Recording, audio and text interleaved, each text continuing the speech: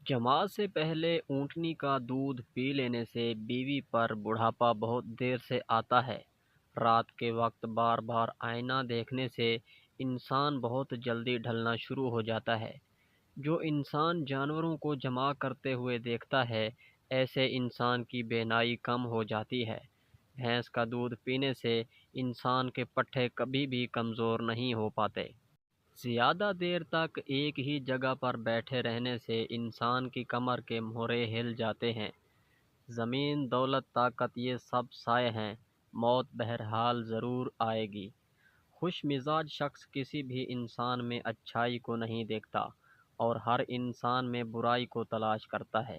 وہ تاریکی میں دیکھتا ہے اور اجالے میں اندھا بن جاتا ہے۔ لغویات کو ترک کر، اللہ نے تجھے بیکار نہیں بنایا ہے کہ ان میں پڑا رہے، اور نہ ایسا ہوگا کہ تجھ سے کچھ نہ ہوگی۔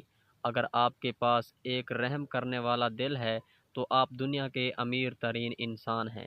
ظالم بادشاہ سلطنت ہونے کے باوجود غریب ترین شخص ہوتا ہے۔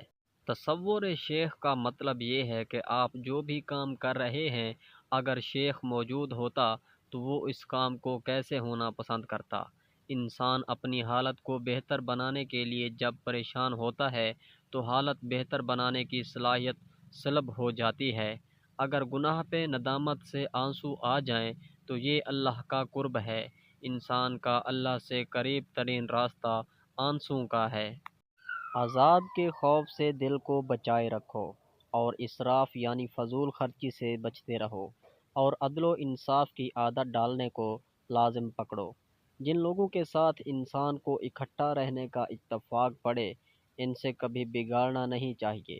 انسان وہی ہے جو صرف وہی کام کرے جس سے اللہ کی خوشنودی حاصل ہو۔